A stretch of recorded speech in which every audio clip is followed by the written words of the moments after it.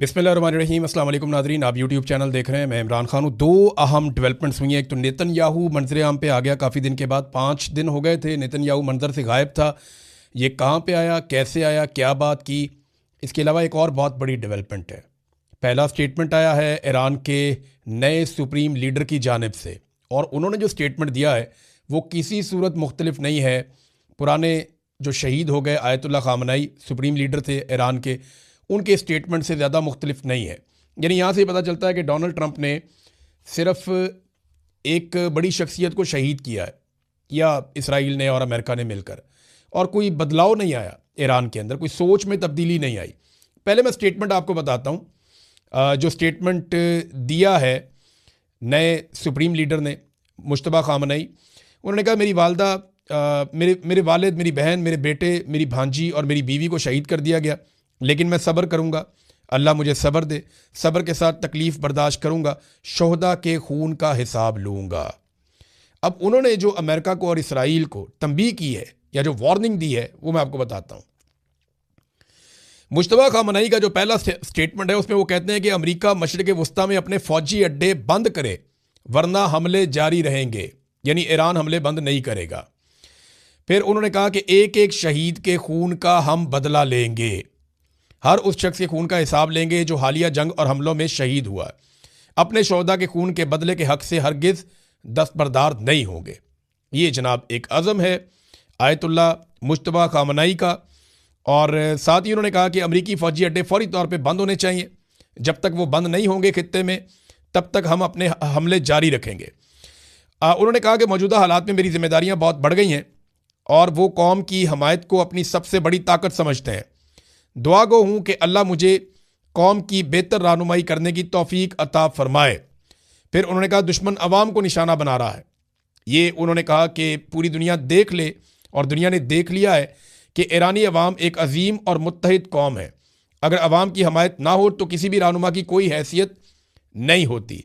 दुश्मन ईरान और उसके अवाम को निशाना बना रहा है, लेकिन ईरानी कौम इत्तेहाद के साथ इन साजिशों का मुकाबला करेगी।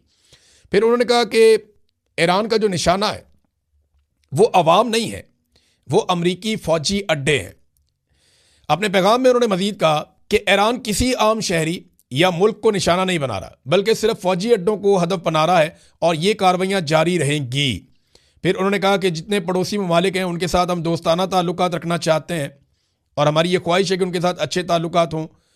ईरान खित्ते में अमन चाहता है, लेकिन अपने दिफा और शोहदा के खून का बदला लेने से हम पीछे नहीं हटेंगे। ये जनाब स्टेटमेंट है। पहला ही स्टेटमेंट बहुत सख्त है उनका। उन्होंने साफ कह दिया जनाब यहाँ से अड्डे लेकर जाओ। दूसरा उन्होंने कहा हमले हम बंद नहीं करेंगे। तीसरा उन्होंने कहा कि हम तो बदला लेंगे जो हमारे साथ किया गया। चौथा उन्होंने कहा कि दुनिया देख ले कि ज़्यादती हमारे साथ हुई है, हमने नहीं की। अब जो नेतन्याहू आया मंजर आम पे, ये 5 दिन के बाद आया, और नेतन्याहू के बारे में कुछ आइडिया नहीं था कि ये किधर चले गए हैं।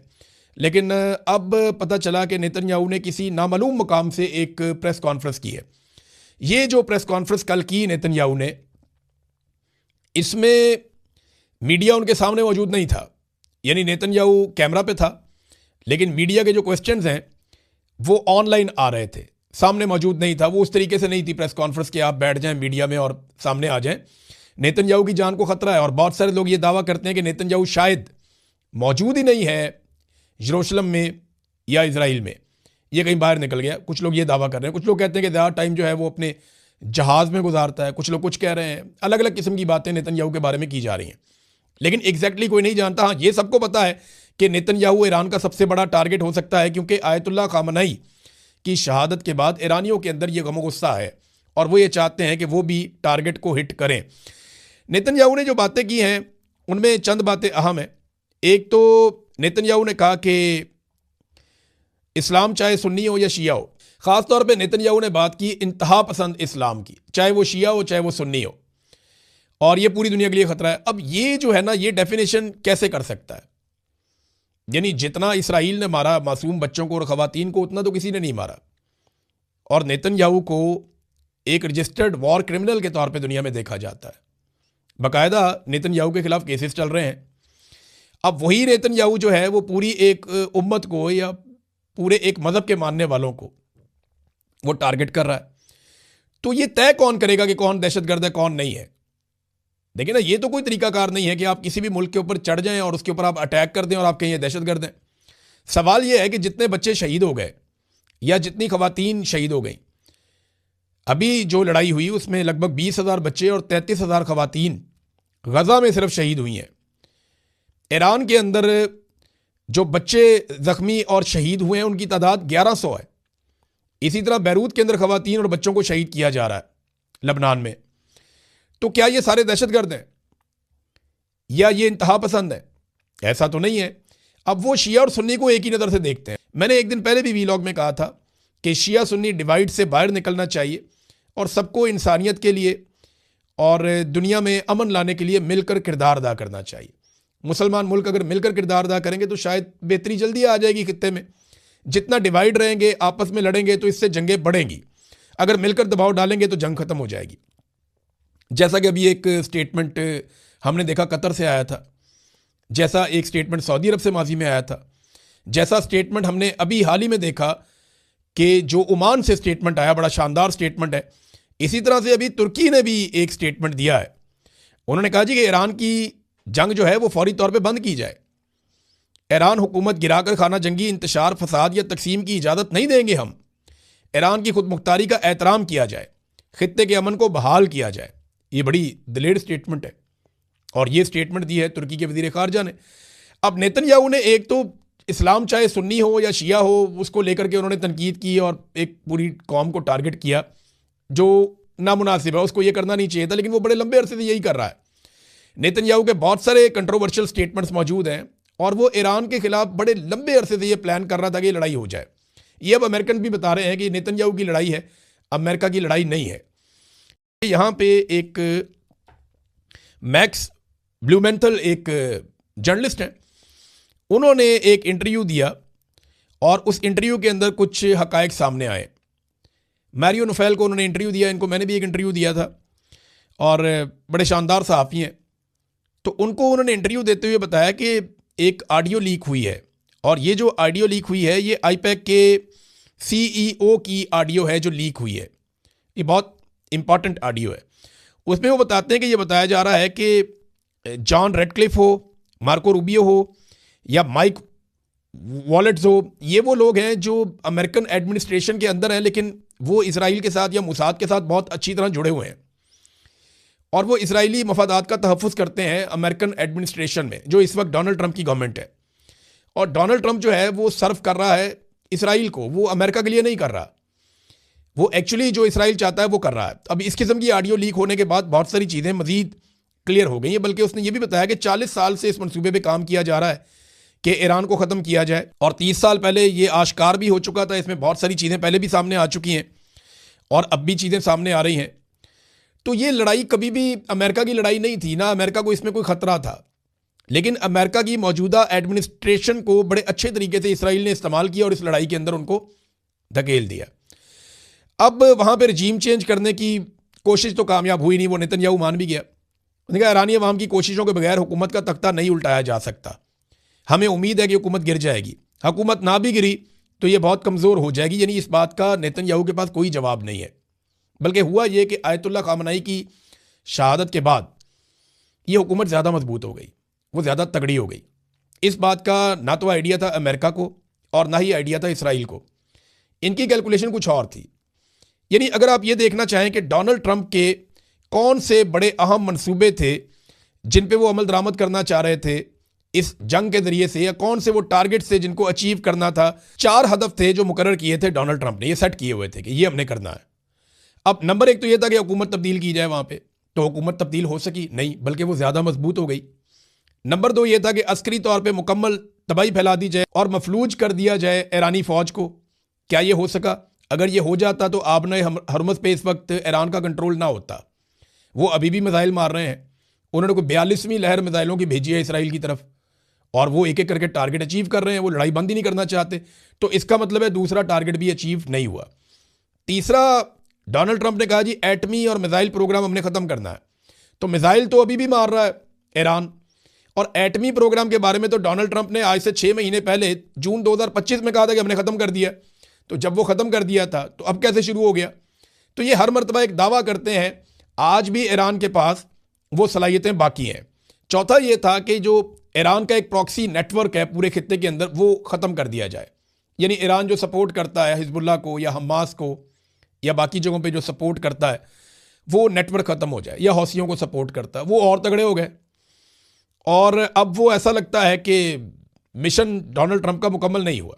यानी जो 4 बड़े अहदाफ थे, चारों डोनाल्ड ट्रंप हासिल करने में अभी तक तो कामयाब नहीं हुए। लेकिन डोनाल्ड ट्रंप दावा बार बार करते हैं कि जी हमें बहुत फ़ायदा हो रहा है इस लड़ाई का। डोनाल्ड ट्रंप ने यह भी कहा कि जब दुनिया में पेट्रोल महंगा होता है तो अमेरिका को उसका फ़ायदा होता है, क्योंकि अमेरिका अपना पेट्रोल जो है, इजाफी बहुत ज़्यादा पेट्रोल है हमारे पास, तो हम दुनिया को महंगा बेच देते हैं। लेकिन हकीकत इसके बरक्स है।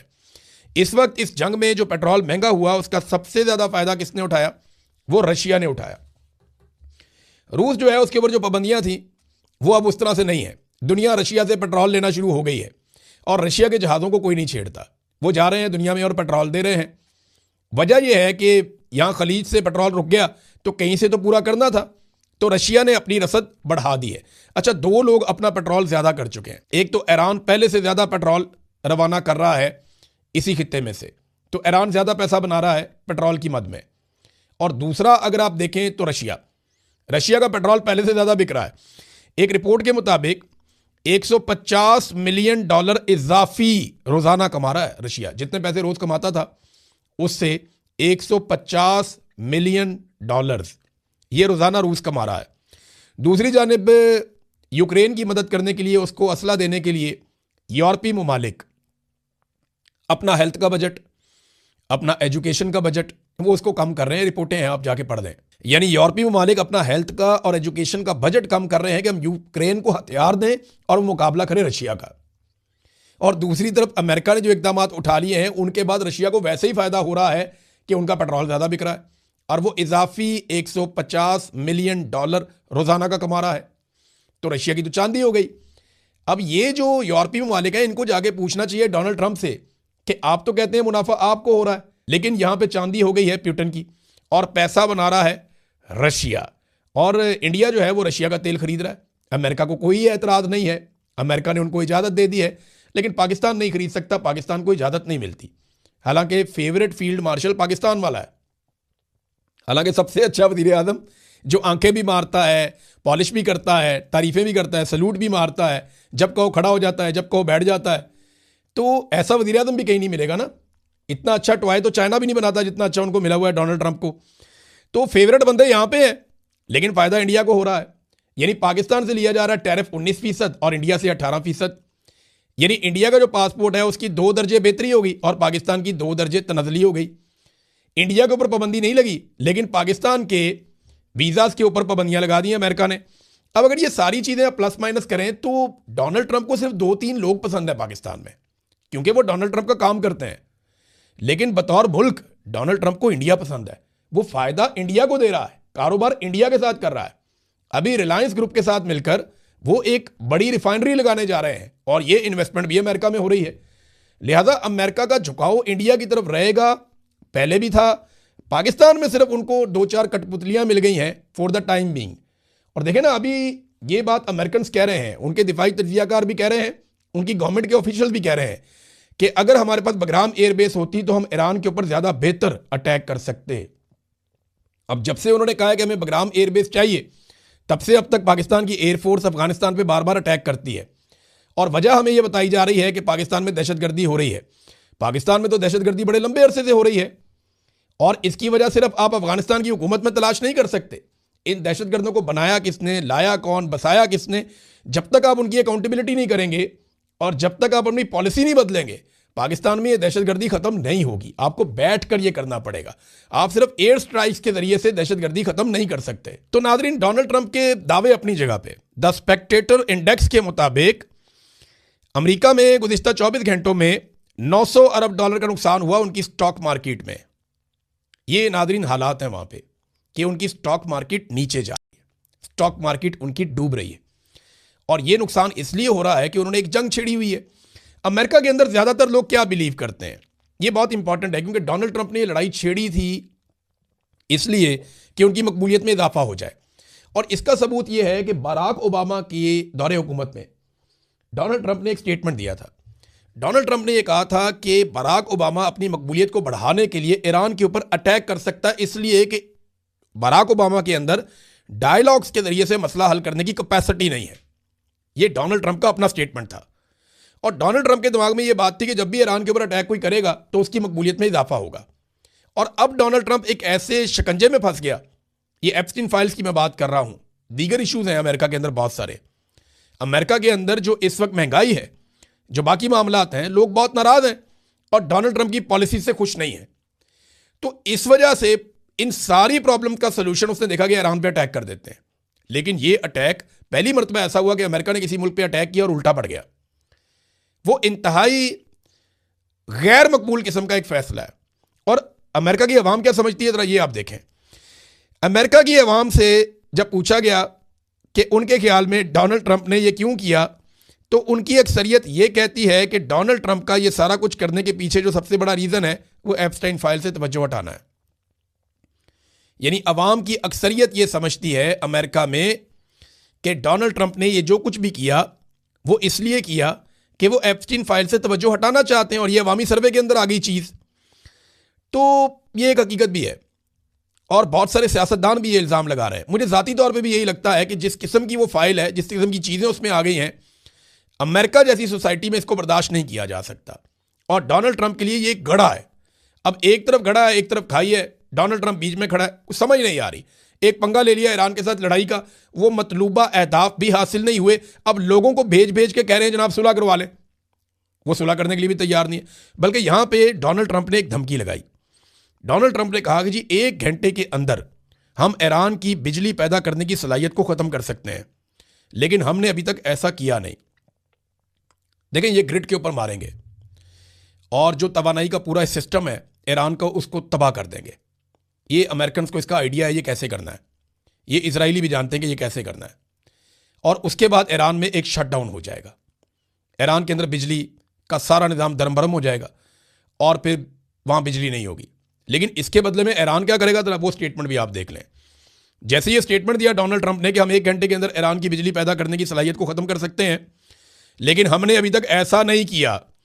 अब इसका जवाब है वो डॉक्टर अली लारंजानी, ये उन्होंने जवाब दे दिया ईरान की जानिब से, और उन्होंने कहा कि अगर ट्रंप ऐसा करता है, यानी वो हमारी बिजली बनाने की सलाहियत या तवानाई का सारा सिस्टम जो है उसको दरम बरम कर देता है, तबाह कर देता है 1 घंटे में, तो आधे घंटे से भी कम वक्त में पूरा खित्ता अंधेरे में डूब जाएगा। और ये अंधेरा अपनी जान बचाकर भागने वाले अमेरिकी फौजियों का शिकार करने के लिए भरपूर मौका फराहम करेगा।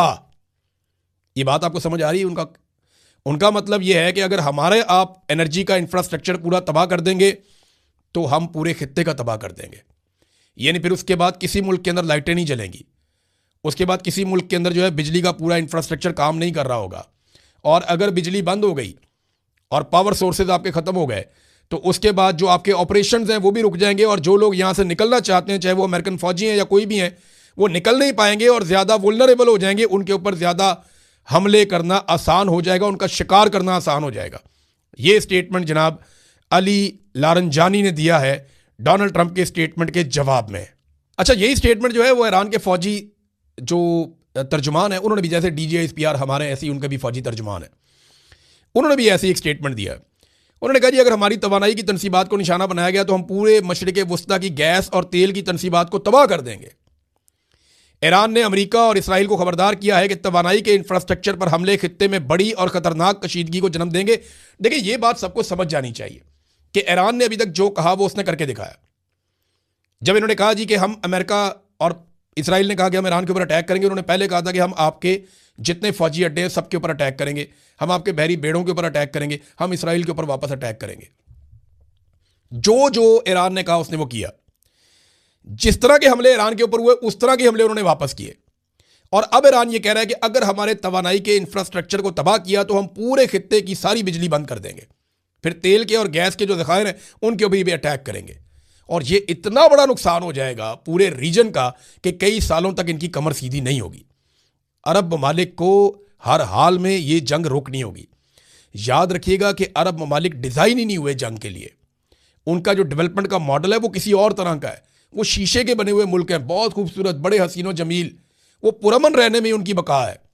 लड़ाई करेंगे तो उनकी बहुत कीमती चीजें तबाह हो जाएंगी, बहुत बड़ी बर्बादी हो जाएगी। वहां पे अरबों खरबों डॉलर लगे हुए हैं। तो अरब ममालिक को जंग सूट नहीं करती, हर हाल में उन्हें जंग खत्म करनी है। नाज़रीन, आखिर में मैं आपको बताता हूं, एक तैयारा भी तबाह हो गया, एक और तैयारा है ये अमेरिका का। हर दिन कोई ना कोई अमेरिका का बड़ा नुकसान हो जाता है और कोई ना कोई खबरें आती रहती हैं। कभी तैयारा इराक में गिर गया, कभी ईरान में गिर गया, कभी तैयारे जो हैं वो कुवैत के अंदर गिर गए, कभी कहीं और गिर गया। तो अमेरिका का नुकसान हो रहा है, उनके रडार सिस्टम तबाह हो गए। और अब जो फ़िज़ा है पूरी मशरिक़ वस्ता की, वो ईरान के लिए उस लेवल तक खुली है कि उनके मिसाइल में देख रहा था जाते हैं और जाके लगते हैं। एक वीडियो बड़ी वायरल हो रही है जहां पे 4 इंटरसेप्टर्स ने ईरानी मिसाइल को रोकने की कोशिश की और वो चारों को डिसीव करके जाके टकरा गया। तो अब जो मिसाइल वो इस्तेमाल कर रहे हैं उनकी रफ्तार बहुत ज़्यादा है, वो इतने आराम से कंट्रोल नहीं हो रहे। तो रीफ्यूलिंग करने वाला एक तैयारा है KC-135, ये अमरीकी फ़िज़ाइया का तैयारा इराक में गिरकर तबाह हो गया। 6 लोग इसमें भी बैठे हुए थे। तो अमेरिका का जंग में नुकसान हो रहा है, लगातार नुकसान हो रहा है, हथियारों का नुकसान हो रहा है। और सबसे बढ़ के जो अमेरिका का नुकसान हो रहा है वो उसकी क्रेडिबिलिटी जा रही है। जो चौधराहट उसके पास थी, जो क्राउन उसके सर के ऊपर था, वो उसके हाथ से निकल रहा है। अब तक के लिए इतने, अपना ख्याल रखिएगा, अपने इस चैनल का भी। अल्लाह हाफिज़।